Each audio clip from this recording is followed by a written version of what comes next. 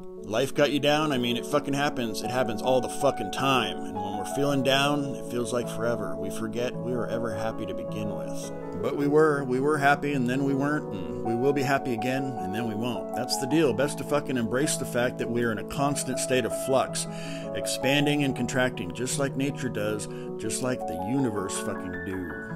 Every good feeling we've ever had has been because we gave ourselves permission to feel it. Every compliment or accomplishment we allow ourselves to take on board gives us good brain juice till it runs out. Every excitement or happy anticipation, every delightful fruition, every contented moment only happens if we let it. We also have something to do with feeling like shit. When happiness fades, do we roll with it, or does the notable contrast between happy and neutral get defined as shitty, and now we feel shitty but only due to the absence of happy? We defined ourselves as down, and thus we are. How about this? How about take a minute and give yourself permission to be fucking amazed at the fact that we exist at all and are able to be conscious of these states, because guess what? 99.999 fucking percent of matter does not get to. For 99.999 fucking percent of the lifespan of the universe from creation to collapse, you have not and will not exist as you. But right here, right now, a bunch of carbon, hydrogen, oxygen, and nitrogen molecules, which, by the way, were all formed within dying, collapsing stars and spewed forth from supernova explosions and shit, somehow fucking came together and formed your teeth and bones, organs, blood and skin and meat. Ain't that fucking neat?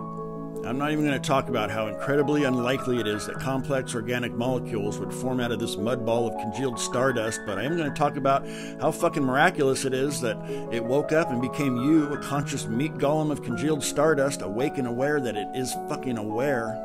I mean, if I suspended a mud ball in a cold, hostile void, like within a jar, and swung a lamp around it for millions of years, would my mud ball people, like this one did, would bits of it come together and awaken and call themselves Schnarfendingles or some shit, and get all obsessed about money and stick billboards and advertising shit all over said mud ball and lament about feeling sad because they forgot they're gonna feel happy later? I mean, I'd be like, what the fuck? How'd all that happen? My mud ball is awake, for fucking fuck's sake. How do it know? If you can't seem to muster the permission to feel happy, then try content. And if you can't swing content, try accepting. And if that's too hard, then maybe pan the fuck out into time and space and say, what the actual fuck, and bust out a shock and awe campaign against your own rigid paradigm. Anyway, sometimes we just need a little perspective. Maybe give yourself permission to feel like shit. How does that strike you?